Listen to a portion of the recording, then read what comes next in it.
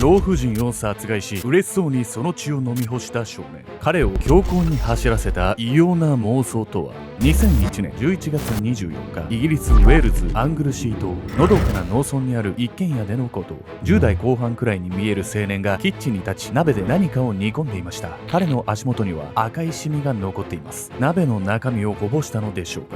点々と残るシミをたどっていくと、そこには老婦人が横たわっていました。祖母のために調理をする孫。そんな和やかな光景にも見えます。しかし何かがおかしい。なぜならただ眠っているように見えたその老婦人の体には無数の刺し傷が残っているから。そう、老婦人はすでに息絶えていたんです。一方、遺体を背にキッチンに立つ青年はどこか満足げな表情。部屋には異様な匂いが漂っています。それもそのはず、実は青年が煮込んでいたのはスープなどではなく、老婦人の血液だったから。老婦人の血液を鍋で調理する青年。一体何のために血液を煮込んでいたのか。その理由は彼の夢を実現するためだったんです。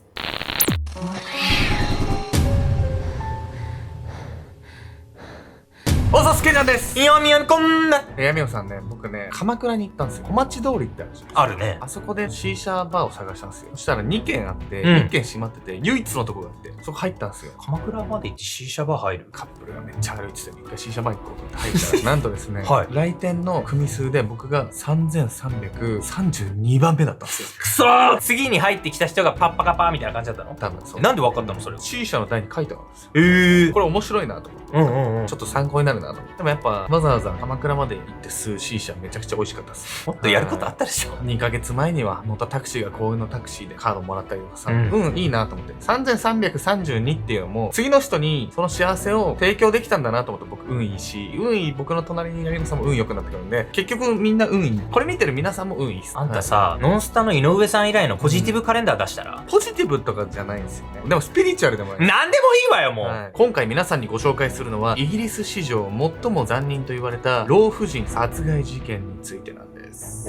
最も残忍。そんなヤバい事件なわけ？事件を担当した警察は、現場の異様な光景に我が目を疑ったんです。というのも、現場には何らかの儀式を行った痕跡が残っていたからなんです。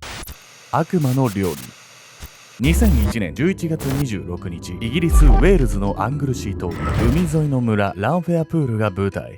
レイションさん、食事を持ってきましたよ。その日、ボランティアスタッフが訪ねたのはマデル・レイションさんの自宅。レイションさんは当時90歳の女性。13年前に夫を亡くして以来、一人で暮らしていました。それを機に家族ともあまり関わらず、家にこもりがちになっていたといいます。そのため、安否確認も兼ねて、地域のボランティアスタッフが食事を配達していました。レイションさん、大丈夫ですか？しかしこの日は、どれだけ呼びかけても応答がありません。心配したボランティアが裏口を確認しに行くと、窓ガラスが割られていたんです。ボランティアはすぐさま警察に通報。日本だと孤独死っていう社会問題化してるぐらい、お年寄りの一人暮らしって不安よね。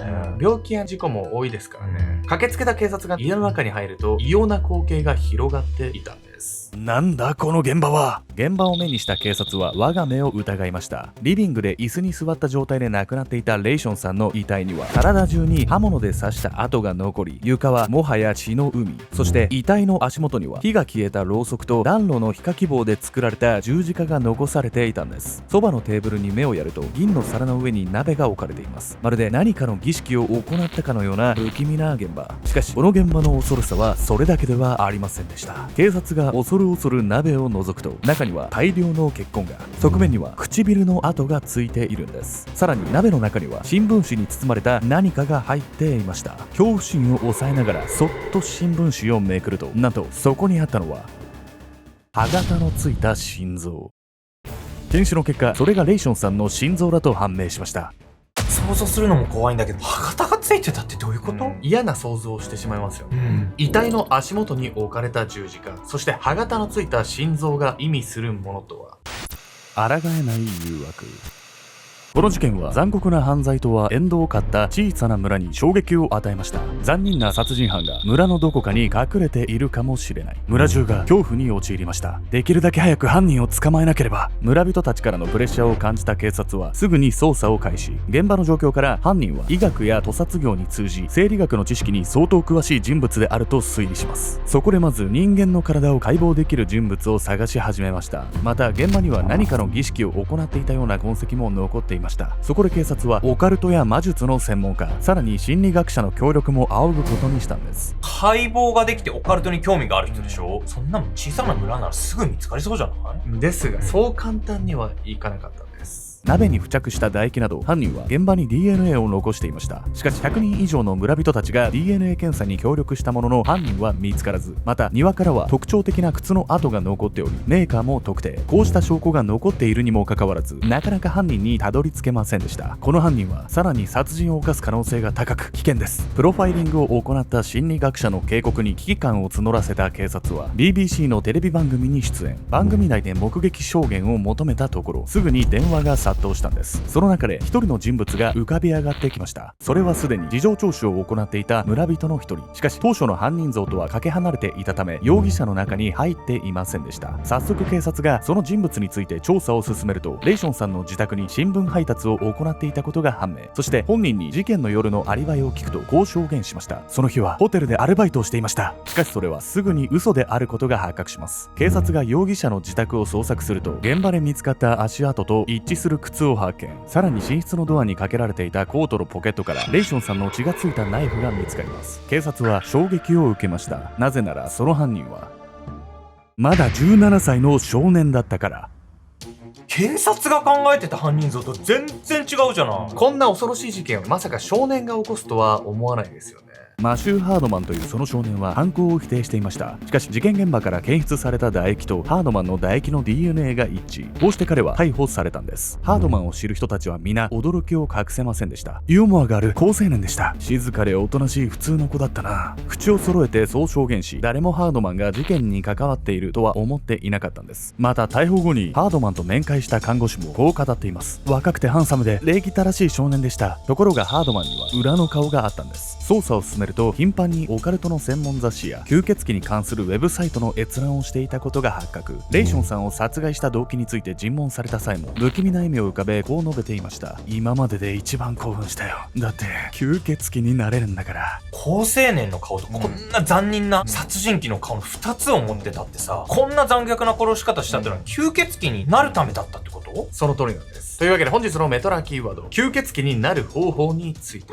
吸血鬼は民話や伝説などに登場し血を吸い栄養源とする蘇った詩人または不死の存在です。概念は数千年前から存在していましたが、今日の吸血鬼に関する民間伝承は18世紀初頭東南ヨーロッパにおいて口頭で継承されてきた伝説が広く出版されて広まったものが元になっています。先天的に生まれる吸血鬼は邪悪な存在や自殺者魔女などの亡霊とされています。後天的に吸血鬼になるためには吸血鬼に噛まれる、宗教的に許されないことをする、その他道徳的倫理的に誤ったことをする、妊婦が出産時に亡くなる、溺死するといった方法があるそうです。ハードマンにとって吸血鬼は調べているうちに実在する存在となっていきました。やがて彼は吸血鬼になるための殺人を計画するんです。吸血鬼になれるなんてありえないでしょ普通に。なんでその吸血鬼になりたかったのよ。何らかのね精神疾患が影響していた説もあるんです。ただねその辺はねまだ明らかにされてないんです。でもね吸血鬼になりたいと思ったきっかけっていうのは本人が語ってるんです。そしてそれは幼少期の出来事でした。恐怖に取りつかれた少年。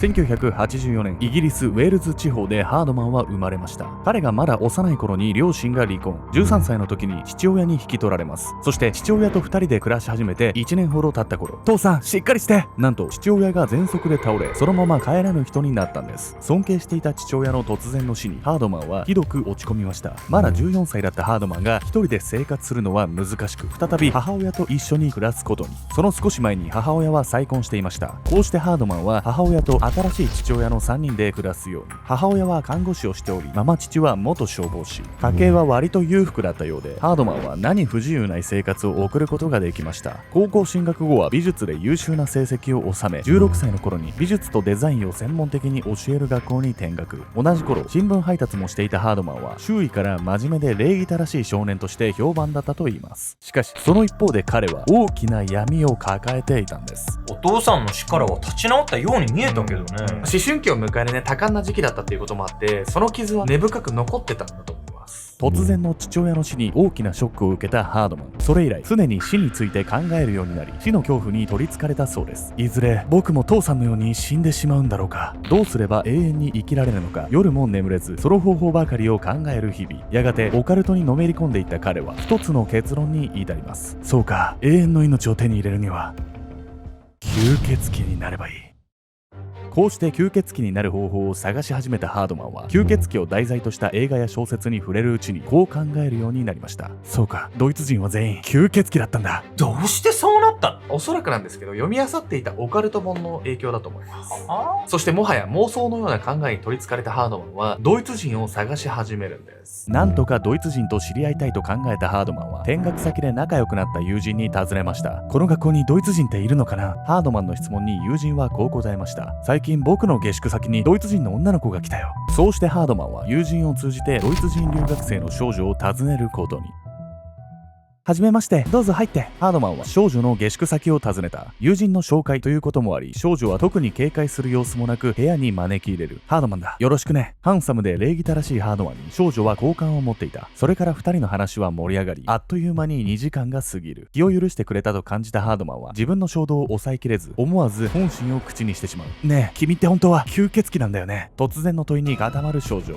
何言ってんの？冗談よね。少女は思わず後ずさるが、ハードマンは構わず距離を詰めた。僕、死にたくないんだ。だから僕の首を噛んで吸血鬼にしてくれないか。ハードマンが真剣に頼み込むが、不気味に感じた少女は離れようとする。そんな少女の唇をハードマンは自分の首筋に無理やり押し付けた。少女の悲鳴を聞いた友人たちが駆けつけ、取り押さえられるハードマン。今度は急に自分の鼻を殴って血を流しながらこう頼んだ。僕の血の匂いを嗅いでくれない？状況を逸した様子に友人が警察に通報。こうしてハードマンは逮捕された。だが警察を前にしてもハードマンはずっと懇願していた。僕を噛んでと。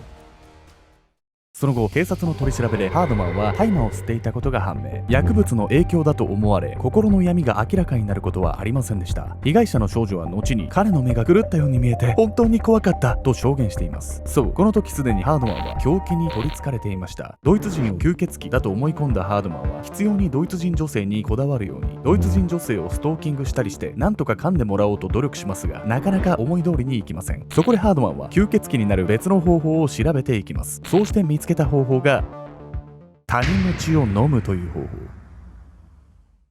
女の子もめちゃくちゃ怖かったでしょ、これ。いきなり君吸血鬼だよねとか言ってきたら、こいつめっちゃやべえなって思いますよね。この後彼は英国史上最も残忍と言われる殺人事件を起こすんです。それでは犯行の全貌を見ていきたいと思います。欲望に駆られた犯行。少女を襲った2ヶ月後、ハードマンはついに行動を起こします。ターゲットは近所に住む90歳の女性、マデル・レイション。ハードマンはレイションさんの家に新聞を配達していたこともあり、彼女が一人暮らしの高齢者だと知っていました。そして夜も深まった頃、家の裏口に回り込むハードマン。裏口の窓を割ると、そこから侵入しました。ハードマンは足音が鳴らないようにゆっくりと歩を進める。いた。アームチェアに座りテレビを見るレイションを見つけた。レイションは耳が悪く、テレビをいつも大音量で流していたため、後ろから近づいても気づく気配はない。やれる。ハードマンはレイションにそっと近づくとナイフを振り下ろした。突然の痛みに驚き悲鳴を上げるレイション。しかしハードマンはひるむことなくナイフを振り下ろし続ける。その数なんと22回。レイションの息がないことを確認すると、ハードマンは遺体を別の椅子に移動。ろうそくを2本灯すとナイフを胸に当てる。そしてレイションの胸を切り裂き心臓を取り出した。心臓を新聞紙で包むとキッチンにあった鍋に入れ、さらにその鍋を銀の皿の上に置く。さらに動かなくなったレイションの太ももを切り裂くと、太ももから吹き出る血を心臓の入った鍋に流し込んだ。儀式の仕上げに暖炉の火器棒2本で逆十字架を作り、それを遺体の足元へ置いた。これでやっと僕も吸血鬼になれる。鍋に入れた心臓入りの血を一気に飲んだハードマン。最後に新聞紙で包んだ心臓を。全ての儀式を終え、ハードマンはついに不老不死になれた達成感に酔いしれていた。ハードマンはランフェアプールの村を吸血鬼にとっての完璧な場所だと言っていました。というのも、この村の住民の多くは高齢者だったから。ハードマンはこう考えていました。高齢者なら死んでも気づかれにくい。吸血鬼に噛まれて死んでも心臓発作を起こしたとみなされるはずだ。またハードマンは高齢者を殺しても大した問題にはならないとも語っていたそうです。いやいや、誰だろうが罪のない人を殺していいわけないじゃない。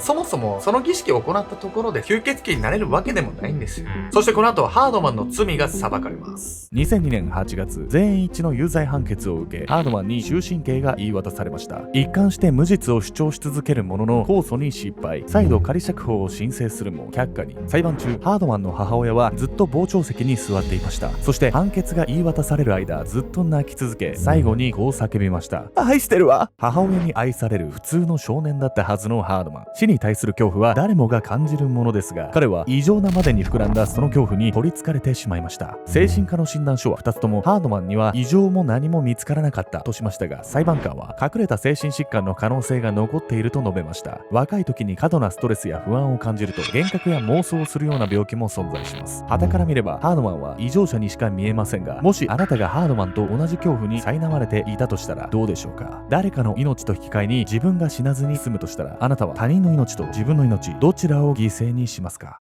おざっす。皆さんね、ここで朗報がありまして、うん秘密結社アルゴメトリーの秋のキャンペーンっていうのが始まりまして、具体的にはね、ご覧の期間で、なんと無料期間でお届けさせていただければと思います。具体的にはね、この秘密結社アルゴメトリーで上がってる動画としてはですね、本当に今たくさんあるんですけど、オウム真理教事件、エプスタイン島事件、日本軍731部隊、ジャパンライフ巨額詐欺事件、新潟少女監禁事件、第一生命19億詐取事件、藤沢市母子5人殺害事件、韓国水原バラバラ殺人事件、あとテッドバンディ、あと旭川中学生投資事件、韓国の学校性暴行事件、コロンバイン高校銃乱射事件、ロシア中学生銃乱射事件、光市母子殺害事件、あとはナイツ花さんとのコラボ死についての完全版と芸能界の裏話っていうのと、あとは松戸市の女子高生転落死事件、和歌山毒物カレー事件だったりとか、あとオウム真理教のね、村井秀夫刺殺事件だったりとか、あとは地面師に貢がれた女、錦糸町ハプバー経営夫婦殺害事件だったり、あとは豊田商事の会長刺殺事件、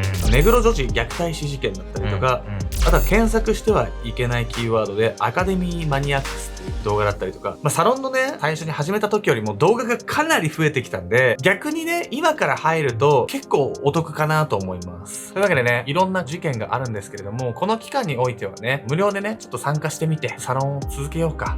ね、含めてね、ご判断いただければと思うんで、サロンに興味あったんだけど、ちょっと最初からお金かかるのはなっていう方は、この無料期間、秋のキャンペーン中にね、ぜひ入ってみてね、ご判断いただければと思います。